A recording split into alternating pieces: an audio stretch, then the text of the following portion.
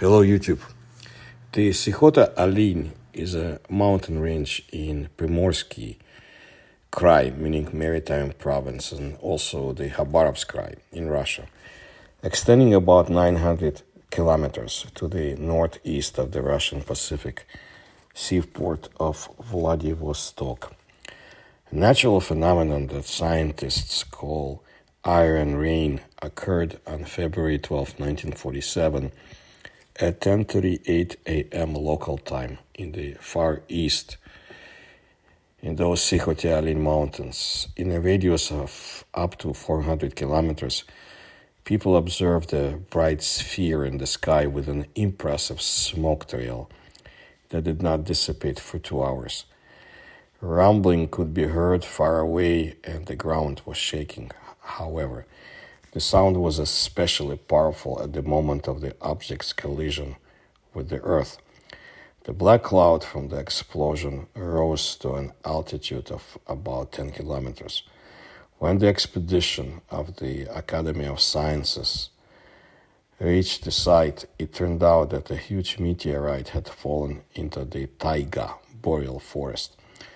According to the author of the textbook Physics of the Earth, Cosmic Impacts on Geosystems, Andrei Murtazov, scientists have calculated that the meteorite at the entrance to the atmosphere weighed approximately 1,000 tons, and the matter that fell to Earth turned out to be much less, from 70 to 100 tons.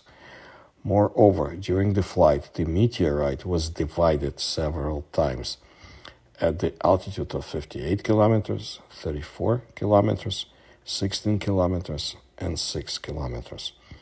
That is why the fragments of the meteorite fell to Earth in a kind of rain.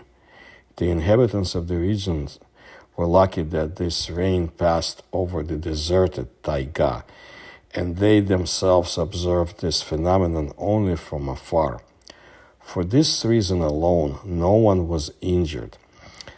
Well, the astronomer named Nikolai Divari, who studied the Sikhote-Alin meteorite, reported eyewitness accounts describing a large arc across the sky. A fireball flew, scattering golden sparks and bringing up in the air all the time. Instead of a single moving body, the whole swarm of them appeared in the sky. In the area of the fall of the celestial body, the members of the first expedition found 106 craters, not counting small holes, 15 of which were more than 10 meters in diameter. 2 craters turned out to be at least 20 meters in diameter. At the same time, experts came to the conclusion that an iron meteorite had crashed on Sikhote-Alin. It is worth noting that this is a rather rare phenomenon, since stone meteorites fall on our planet in 92% of cases. It may seem strange that the iron collapsed so easily, but the fact is that the iron crystals in meteorites are very large and split in cleavage. Expeditions to the area of the Sikhote-Alin meteorite fall have been sent more than once. According to the authors of publication 100 Famous Mysteries of Nature in Russia, the fragments of the celestial body scattered over an area of 3 square kilometers, while other researchers claim that the iron rain fell on an area of more than 10 square kilometers. Anyway, the scientists managed to find about 3,000 large and about 9,000 smaller fragments.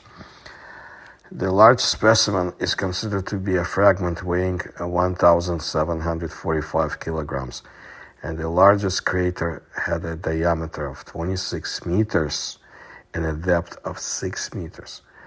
As of 1986, more than 27 tons of meteoritic matter were collected in the region. Finally, despite careful study, the meteorite still holds many mysteries. For example, there are practically no noticeable traces of temperature effects at the crash site, unlike the famous Tunguska event, which some people call meteorite. after which there were fires and even melting of rocks. That's a very interesting area, Sihote Alin. 40 years prior to the meteorite fall, the area was explored. So let's look at the secrets of the Sihote Alin expedition. In the summer of 1907, under the flag of the Russian Geographical Society, with funds allocated by the Amur Governor General Unterberger, an expedition was undertaken to explore the mountainous region from Terney Bay north along the coast of the sea, the Sihote Alin Ridge and the Bikin River. The expedition was led, and let me read you the official description. A physically strong man, 174 centimeters tall and 72 kilograms in weight. The shoulders are broad, the neck is strong, the waist is narrow, the chest is forward, the muscle on the arms are large, the biceps are bulbous, the legs are muscular, well-groomed, the hands are thin, the fingers are long and mobile, the eyesight is sharp. The scar on his back is from anthrax. On his left arm, near the wrist, is a tattoo that read Nura, 1896. It was Staff Captain Vladimir Arseniev. The materials of the expedition formed the basis of his famous book, Dersu Uzala. The detachment with him consisted of 9 Siberian riflemen, botanist Desulavi, student of Kiev University Bardakov, Arseniev's assistant Merzlyakov. The latter's brother, G. Merzlyakov, went along as a freelance preparator, and Dersu Uzala was the guide. A month later, Desulavi and Merzlyakov, one of them, left to go back, and Arseniev was left to his own devices. On June 22, 1907, the detachment, taking gifts for the local population, beads, buttons, saws, axes, guns, threads, mirrors, earrings, glass beads, arrived on the destroyers' ships, Grozny and Bespощadny, in the Jigit Bay, Rindanao, from where they moved deep into the taiga. The expedition took place in a constant struggle with the elements, the landslides, the quicksand, the floods. It was scary to look at the river. The rushing water made my head spin. It seemed that the shore was moving with the same speed in the opposite direction. The forest giants, washed away at their roots, fell into the river, dragging with them blocks of earth and young animals growing on it. Immediately, this windfall was picked up by the water and carried away. Like an enraged beast, the river was rushing in its banks. The water was rushing madly through the valley, Arseniev wrote. In addition to the elements, they had to literally fight with the inhabitants of the taiga itself. According to Arseniev, the most terrible animals in the taiga were people, the Hungus, Chinese bandits, and escaped convicts. Making my way through the thicket of the forest, I saw a small clearing, and there was something white on it. At first I thought it was bombs, but I realized from the faces of my companions that it was something more serious. When I got closer, I saw human skulls. There were 6 of them, and there were other bones scattered around. 6 skeletons. How did these people die? The harsh taiga holds such secrets. Dersu found out that the dead people were Korean gold miners. The trees bordering the clearing, the silent witnesses of the death of 6 people, stood silently, and now the taiga seemed to be even more gloomy, recalled the Russian researcher. In 2007, Geo magazine undertook an anniversary expedition to the site of the Arseniev's discovery of the gold digger's bones. The forest thickens, closes over our heads. The sun no longer penetrates the thickness of the foliage. The travelers recalled, sometimes it starts to seem that if you leave your own people alone, you may never get out of the taiga. but the new travelers never reached their destination. The snowmobiles stalled in the loose snow. We had to stick our way in front of them, trying the ice with our bipods, jumping over gullies, pulling out failed cars. Everyone except the Nanai people, who were used to everything, cursed everything in their hearts. 10 days later, the Burans, snowmobiles, began to run out of gas. First we abandoned the sled, then the snowmobiles themselves. Also, 100 years ago, could not stand it either. Citing rheumatism, the second Merzlyakov left the expedition. Arseniev completed his last itinerary in October and December with only a part of the rifleman group or team and the guide Dirsu Ulzala. Arseniev was lost for the Khabarovsk authorities, and under orders of the governor Unterberger, a rescue expedition was organized, which embarked on December 25 from Vladivostok. 5 days later, 2 detachments met in a small Udege village and the Bikin River. Despite all the difficulties, 2 starvation events, and encountering the winter cold without warm clothes, left in a boat blown away by a storm. The 1907 expedition, which lasted 7 months, completed its entire planned program. The rivers and mountains of the coastal strip of the Primoria, with a total length of up to 400 versta, were explored. At the same time, the traveler made 16 side itineraries towards Sikhote-Alin. In total, the expedition covered more than 1,000 kilometers. A mile along the eastern slope of Sikhote-Alin, collecting information on colonization, ethnography, the economic situation of the local population, its customs, trade, history, and military topography. During the expedition, Arseniev carried out archaeological excavations of ancient fortifications in the area between Terney Bay and Plastun. The found objects were transferred to the Khabarovsk Museum and to the ethnographic department of the Russian Museum. An exhibition of Arseniev's collections was organized in the Russian Museum, where the traveler was personally introduced to Tsar Nicholas II. However, Arseniev was ordered to remove from the exhibition all skulls, bones, and all objects related to the cult of the burial, because Nicholas II could not stand any mention of death. Well, there were also missing manuscripts. The fate of the expedition participants turned out in different ways.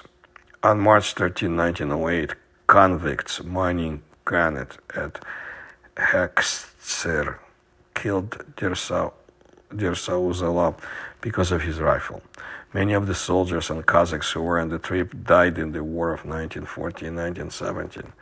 In early 1930, Arseniev himself, as the head of the Bureau of Economic Surveys of New Railways, traveled to the lower Amur River to inspect expeditionary detachments, where he caught a cold and died on his return to Vladivostok on September the 4th. And I told you about the fate of his family in my other videos about this very tenacious explorer. Desulavi taught French in the Khabarovsk Cadet Corps after the communist takeover of the Primoria. As a Swiss citizen, he went to China, where he died in 1933. The collection of plants he had given to the Khabarovsk Museum of Local Lore, collected in 1907, was subsequently lost. But in 2000, during the renovation of the museum, the lost 200 sheets of the Desulavi collections were discovered. Very interesting. But some of the Arseniev's notes from 1907 have not been found to this day, except for the ones that I mentioned before and will mention more in a separate video. But Arseniev's so-called Green Book has also disappeared, in which he kept important records concerning finds of precious ore, caves of death, places rich in ginseng, and a map of a plantation of 22 ginseng roots given to him by Dirsu Zala. Red arrows cut through the map indicating where to reach the secret grove.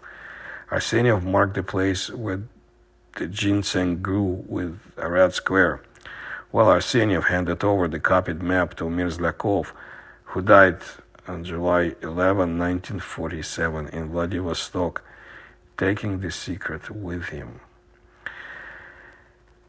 Arseniev's book Dirsu Zala, with explanatory notes by the author, also disappeared from the library of the Geographical Society, one mystery upon another. It's like somebody was trying to hide his information.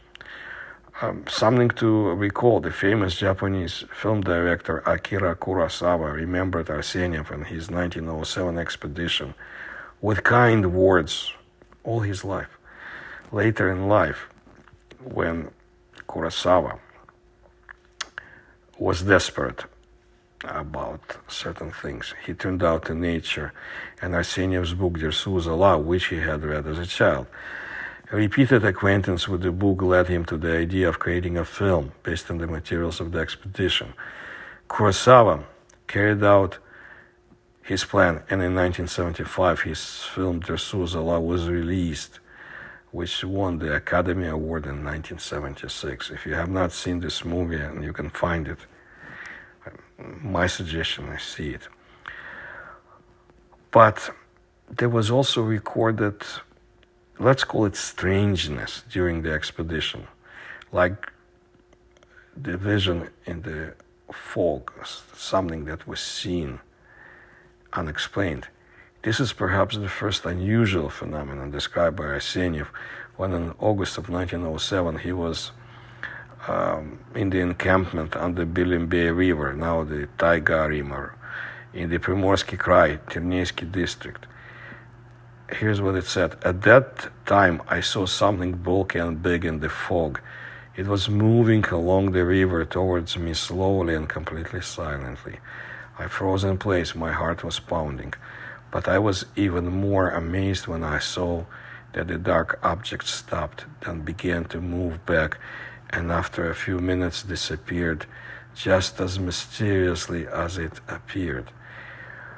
Whether it was some kind of animal or a windfall floating on the river, I don't know. The twilight, the gloomy forest, the thick fog, and above all, this deadening silence created an infinitely dreary picture. I was scared. I got up and hurriedly walked back. 10 minutes later, I approached the encampment. The same night, a large unknown animal walked along the riverbank, scaring the mules and dogs taken with the expedition. No tracks could be found in the morning, and even Arseniev's most experienced tracker and guide, Dirsu Zala, who knew the habits of all taiga animals very well, could not say who visited them at night. Arseniev's hypothesis is that it was a tiger. Dirsu's opinion is that the one who appeared to Arseniev in the fog and the one who approached the encampment at night was not a beast. In broken Russian, he said like this: "My things live in this place, the devil. I don't want to sleep here another time." In my future videos, I'll describe a few more strange phenomena Arseniev had observed during his expeditions. You can find more of my videos about him in this channel. And the area of Sikhote Alin, it's very interesting and ever mysterious, I should say. Hopefully it will be explored more, and I'll tell you more stories about the Russian Far East. Thank you for your attention to my work. If you can support my research, you will find the links on how to do it in the description to this video. Please subscribe to my channel and tell others.